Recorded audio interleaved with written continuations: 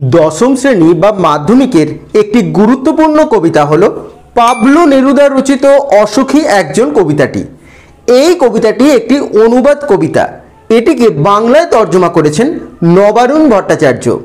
কবিতার প্রতিটি লাইন ধরে ধরে বিস্তারিত আলোচনা, কবিতার মূল বিষয়বস্তু, বিষয় সংক্ষেপ এবং মূল উৎস আজকের ভিডিওর মাধ্যমে আমি আলোচনা করব। তাই আজকের ভিডিওটি দশম শ্রেণী ছাত্রছাত্রীদের জন্য ভীষণ গুরুত্বপূর্ণ।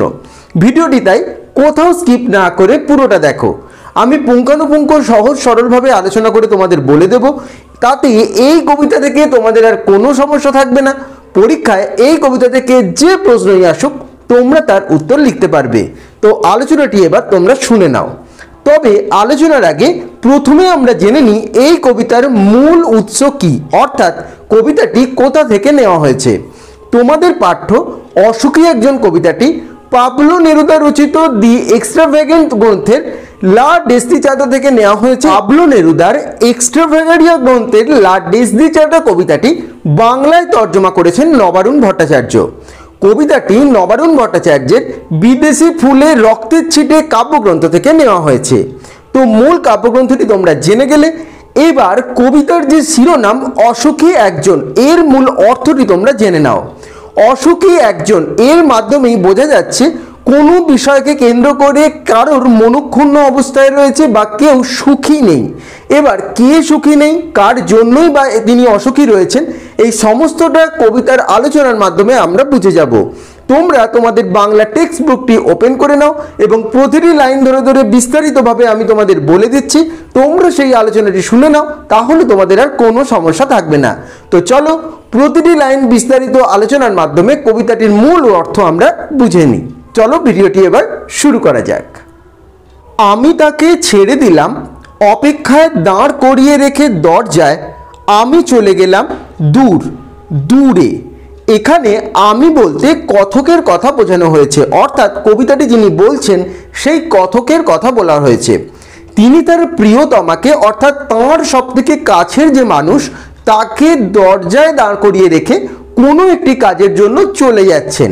অর্থাৎ তার প্রিয়তমা কথকের জন্য সদর দরজায় দাঁড়িয়ে অপেক্ষা করছে। আমরা যখন কোথাও যাই, আমাদের বাড়ির যারা প্রিয় মানুষ হন তারা কিন্তু সদর দরজা পর্যন্ত আমাদের এগিয়ে দেন। ঠিক তেমনি কবিতার কথক চলে যাচ্ছেন এবং তাকে এগিয়ে দেওয়ার জন্য সদর দরজায় অপেক্ষা করছেন তার প্রিয়তমা। সে জানতো না আমি আর কখনো ফিরে আসব না।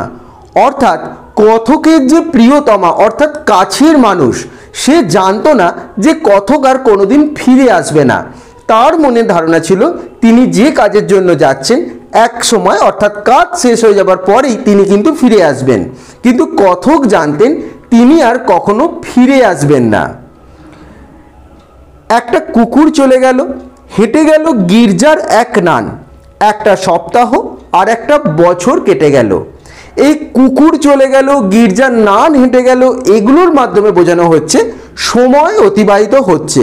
অর্থাৎ যে প্রিয়তমার প্রিয় মানুষটি, অর্থাৎ কবিতার যে কথক, তিনি তো চলে গিয়েছেন, তার যে চলে যাওয়ার পর সময় অতিবাহিত হচ্ছে, সেই সময়টিকে বোঝানোর জন্যই বোঝানো হয়েছে কুকুর চলে গেল বা গির্জার নান চলে গেল, এগুলির মাধ্যমে।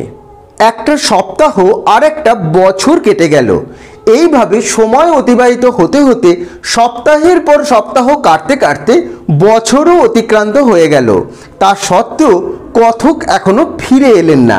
তার অপেক্ষায় রয়েছেন তার প্রিয়তমা পত্নী, অর্থাৎ তার কাছের মানুষ। বৃষ্টিতে ধুয়ে দিল আমার পায়ের দাগ, ঘাস জন্মালো রাস্তায়। বৃষ্টিতে পায়ের দাগ ধুয়ে দেওয়ার অর্থ হলো কথকের যে স্মৃতিচিহ্নগুলো ছিল, সেই স্মৃতিচিহ্নগুলো ক্রমশই অবলুপ্তি হতে লাগলো তার থাকার জায়গা থেকে। এই বৃষ্টির মাধ্যমে দাগ মুছে যাওয়ার মাধ্যমে বোঝানো হয়েছে কথকের সমস্ত স্মৃতিচিহ্ন সকলের মন থেকে এবং কথকের থাকার সেই জায়গা থেকে ক্রমশ অবলুপ্তি হতে লাগলো। সেগুলোর আর কোনো চিহ্ন থাকলো না। তার পরিবর্তে ঘাস জন্মালো রাস্তায়, অর্থাৎ সেই যে স্মৃতিচিহ্নগুলো অবলুপ্তির কথা বোঝানোর জন্যই বোঝানো হয়েছে ঘাস জন্মে গেছে রাস্তায়। অর্থাৎ মানুষের মন থেকে কথক ক্রমশ অবলুপ্তি বা আবছা হতে শুরু করেছেন। তার আর কোনো স্মৃতিচিহ্ন কারোর মনে অবশিষ্ট থাকছে না। আর একটার পর একটা পাথরের মতো পরপর পাথরের মতো বছরগুলো নেমে এলো তার মাথার ওপর। প্রত্যেকের মন থেকে কথক ধীরে ধীরে অবলুপ্তি ঘটে যাচ্ছে কথকের, অর্থাৎ কথকের স্মৃতি সকলের মন থেকে আবজা হয়ে যাচ্ছে। শুধুমাত্র তার যে প্রিয়তমা তার মনে কিন্তু কথক সব সময়ের জন্য সমানভাবে উজ্জ্বল রয়েছেন। তার যখন আসতে দেরি হচ্ছে, অর্থাৎ কথকের যখন ফিরতে দেরি হচ্ছে, তখন তার জন্য অপেক্ষা করতে করতে যেন পাথরের মতো বছরগুলো প্রিয়তমার মাথার ওপর জমা হচ্ছে। অর্থাৎ ক্রমশ আশঙ্কা বা ক্রমশ কথকের না ফিরে আসার জন্য চিন্তা প্রিয়তমার মনের মধ্যে বাড়তে লাগছে। কিন্তু তা সত্ত্বেও কথকের স্মৃতি কিন্তু একটুও অনুজ্জ্বল হয়নি কথকের প্রিয়তমার মন থেকে। তারপর যুদ্ধ এলো, রক্তের এক আগ্নেয় পাহাড়ের মতো। যুদ্ধ হলে সাধারণত আমরা নিজেদের কথা ভাবতেই ব্যস্ত থাকি যে কিভাবে আমরা নিজেরা ভালো থাকবো, কিভাবে যুদ্ধের হাত থেকে নিজেদের রক্ষা করতে পারবো। অর্থাৎ যুদ্ধ আসার সাথে সাথে সকলে কিন্তু তা নিয়েই ব্যস্ত হয়ে পড়েছিল এবং যুদ্ধ এসেছিল ভয়ঙ্করভাবে। যে যুদ্ধ অনেক দূরে ঘটছিল সেই যুদ্ধের ক্রমশ ভয়াবহতা কথকরা যেখানে থাকতো সেই স্থানে এসে পড়েছে এবং যুদ্ধ মানেই ক্ষতি, যুদ্ধ মানেই রক্ত। তাই বোঝানো হয়েছে রক্তের আগ্নেয় পাহাড়ের মতো যুদ্ধ যেন সকলের মনের মধ্যে এসে হানা দিল। শিশু আর বাড়িরা খুন হলো, সেই মেয়েটির মৃত্যু হলো না। যুদ্ধের ভয়াবহতায় বাড়ির ছোট ছোট শিশু বা বাড়ির বড়রা কেউ কিন্তু রক্ষা পায়নি। প্রত্যেকের মৃত্যু হলো এই যুদ্ধের ভয়াল করাল গ্রাসে পড়ে। কিন্তু কথকের স্মৃতি আঁকড়ে ধরে কথকের যে প্রিয়তমা ছিলেন তার ক্ষতি হলেও তার মন থেকে কিন্তু কথকের স্মৃতি তখনও আবজা হয়ে যায়নি। অর্থাৎ সেই মেয়েটির অর্থাৎ কথকের সেই প্রিয়তমার মনের মৃত্যু কিন্তু তা সত্ত্বেও ঘটাতে পারেনি এই যুদ্ধ। অর্থাৎ যুদ্ধের ভয়াবহতায় শিশু, বাড়ির বড়রা প্রত্যেকে মারা যাওয়ার পরেও কথকের চিন্তায় কিন্তু বিভোর ছিলেন কথকের প্রিয়তমা পত্নী। সমস্ত সমতলে ধরে গেল আগুন, অর্থাৎ সমতলে যুদ্ধের ভয়াল গ্রাস করে নিল সমগ্র সমতলকে। সমগ্র সমতলে যুদ্ধের আগুনের ঘেরাটপের মধ্যে পড়ে গেল এবং আগুন জ্বলে উঠল সমস্ত সমতলে। শান্ত হলুদ দেবতারা যারা হাজার বছর ধরে ডুবেছিল ধ্যানে, উল্টে পড়ল মন্দির থেকে টুকরো টুকরো হয়ে। শান্ত হলুদ দেবতা অর্থাৎ আমাদের যখন সকল চিন্তা মাথার মধ্যে এসে বসে এবং আমরা দিশেহারা হয়ে যাই, কি করব ভেবে পাই না, তখন কিন্তু আমরা ঈশ্বরের শরণাপন্ন হই। অর্থাৎ আমাদের শেষ শক্তি হলো সেই ঈশ্বর। কিন্তু সমগ্র সমতলে আগুন জ্বলার সাথে সাথে শান্ত হলুদ দেবতারা অর্থাৎ যারা ধ্যানমগ্ন ছিলেন সেই মন্দির থেকে দেবতাদের স্থানচ্যুতি ঘটেছে। কারণ যুদ্ধের ভয়াল গ্রাসে দেবতারা নিজেদেরও রক্ষা করতে পারেনি, তারা উল্টে পড়েছে মন্দির থেকে এবং শুধু উল্টেই পড়েনি, নিজেরাই টুকরো টুকরো হয়ে পড়েছে। অর্থাৎ যুদ্ধের ভয়ঙ্কর গ্রাসে ক্ষতি হয়েছে দেবতা এবং মন্দিরগুলিও। অর্থাৎ মানুষের শেষ আশ্রয়স্থল যেখানে মানুষ নিজের মনের কথা বলতে পারে, শেষ শক্তি, সেই শক্তিরও আর অবশিষ্ট ছিল না। তারা আর স্বপ্ন দেখতে পারল না। অর্থাৎ যুদ্ধের ভয়াল গ্রাসে তখনও যে মানুষগুলো বেঁচে ছিল তারা আর শেষ শক্তিকে আঁকড়ে ধরে বাঁচতে পারলো না। অর্থাৎ তারা নতুন করে আর কোনো স্বপ্ন দেখতে পারলো না।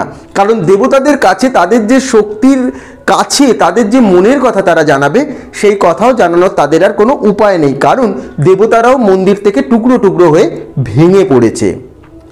সেই মিষ্টি বাড়ি, সেই বারান্দা যেখানে আমি ঝুলন্ত বিছানায় ঘুমিয়েছিলাম, গোলাপি গাছ, ছড়ানো করতলের মতো পাতা, চিমনি, প্রাচীন জল তরঙ্গ সব চূর্ণ হয়ে গেল, জ্বলে গেল আগুনে। অর্থাৎ লেখক যেখানে থাকতেন, অর্থাৎ কথক যেখানে থাকতেন, সেই স্থানের বর্ণনা দেওয়া হয়েছে এই লাইনগুলির মাধ্যমে। কথকের সেই মিষ্টি বাড়ি আমাদের প্রত্যেকের বাড়ি আমাদের কাছে অত্যন্ত প্রিয় হয়। সেই বারান্দা যেখানে ঝুলন্ত বিছানায় কথক ঘুমাতেন, সেই গোলাপি গাছ, ছড়ানো করতল অর্থাৎ হাতের তালুর মতো ছড়ানো পাতা, তার কথক দেশেই চিমনি অর্থাৎ শীতপ্রধান দেশ, তো এখানে ঘর গরম রাখার জন্য কিন্তু চিমনির মাধ্যমে আগুন জ্বালিয়ে ঘর গরম রাখা হতো। সেই চিমনি, প্রাচীন জল তরঙ্গ যেখানে লেখক বা কথক অনেকটা সময় কাটিয়েছেন, সেই সমস্ত কিছু যুদ্ধের ভয়াল গ্রাসে পড়ে চূর্ণ ভেঙে টুকরো টুকরো হয়ে গেছে, সমস্ত কিছু আগুনে পুড়ে ছাই হয়ে গেছে। যেখানে ছিল শহর সেখানে ছড়িয়ে রইল কাঠকয়লা।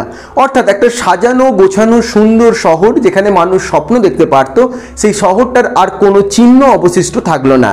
সেই শহরের জায়গায় পোড়া কাঠকয়লা পড়ে রইল। অর্থাৎ যুদ্ধ যে কতটা ভয়ঙ্কর, যুদ্ধের ভয়াল গ্রাস যে কতটা মানুষের ক্ষতি করতে পারে, সেই কথাই বোঝানো হয়েছে এই লাইনগুলির মাধ্যমে। এবার শহরের কি অবস্থা? দোমড়ানো লোহা, মৃত পাথরের মূর্তির বিভৎস মাথা, রক্তের একটা কালো দাগ।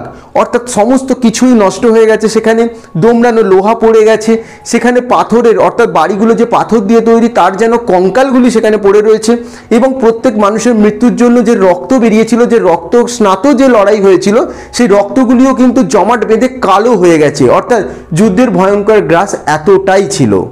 আর সেই মেয়েটি আমার অপেক্ষায়। কিন্তু এত কিছুর পরেও সেই মেয়েটি অর্থাৎ কথকের প্রিয়তমার মনে কিন্তু কথক সমানভাবে তখনও উজ্জ্বল রয়েছেন।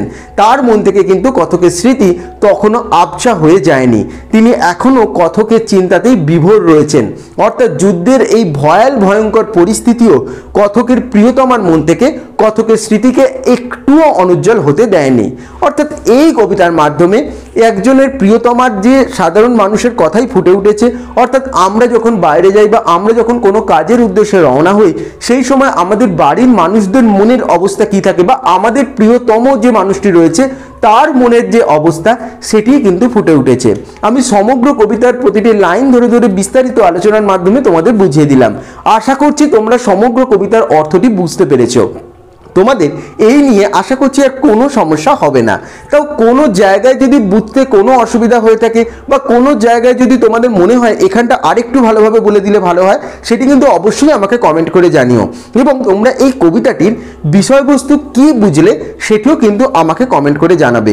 এবং এই নিয়ে তোমরা আর কি ভিডিও পেতে চাও, বা প্রশ্ন উত্তর নিয়ে কোনো ভিডিও দেখতে চাও কিনা সেটিও কিন্তু কমেন্ট করে জানিও। এবং ভিডিওটি ভালো লেগে থাকলে বন্ধুদের সাথে শেয়ার করে দিও, এবং ভিডিওটি অবশ্যই লাইক এবং চ্যানেলটি অবশ্যই তোমরা সাবস্ক্রাইব করে দিও এই ধরনের ভিডিও পাওয়ার জন্য।